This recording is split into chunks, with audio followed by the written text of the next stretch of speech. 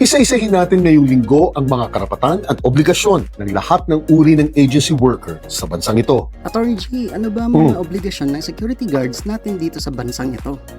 Dalawa ang batas na sumasakop sa obligasyon ng mga security guards dito. Ang RA 11917 o ang Private Security Services Act of 2022 at syempre ang ating labor code mismo. At ayon sa mga batas na ito ang mga obligasyon ninyo. Una, job requirements. Simple na lang po ang mga minimum requirements ngayon upang maging isang ganap na security guard kayo. Dapat ay legal age or at least 18 years old kayo. Isang Pilipino, physically and mentally fit dapat kayo o walang saltik ang inyong katawan o ulo. Good moral character o dapat matino ang pag-uugali ninyo at hindi pa kayo nahahatulan ng mga krimen involving moral turpitude o yung mga krimen na patungkol sa katiwalian o imoralidad katulad ng robbery o pagnanakaw, estafa o panloloko o abuse o pang-aabuso. Wala na pong age and height requirement ngayon ito. Hindi katulad ng dati na dapat hindi umaabot ng 50 ang edad ninyo at dapat hindi bababa sa 5'4 ang height ninyo. Hindi na rin po kailangan na dapat high school graduate kayo dahil tinanggal na po ang educational requirement ng batas na ito. Kinakailangan lang pong kumuha ng isang pre-licensing training kayo sa isang accredited training center mismo at makakakuha na kayo ng isang license to exercise security profession or LESP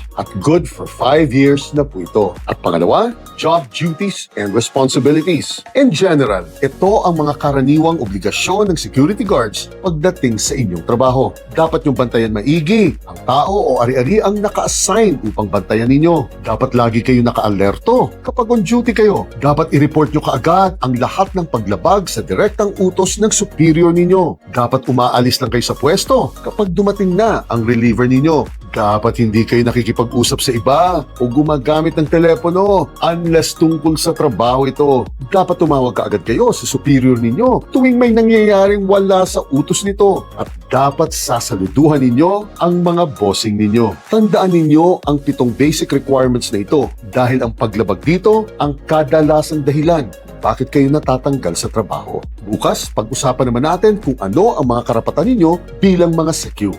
Chine.